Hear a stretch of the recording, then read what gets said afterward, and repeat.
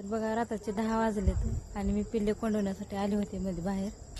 आणि बघा ह्या आजी एवढ्या अंधाराचं कुठं आल्या, इकडंच आल्या असत्या ना माझ्याकडं. कुठं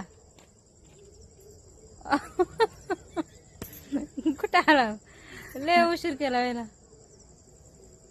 काय बाई, हा फोटो काढून घ्यायची मला माहित आहे.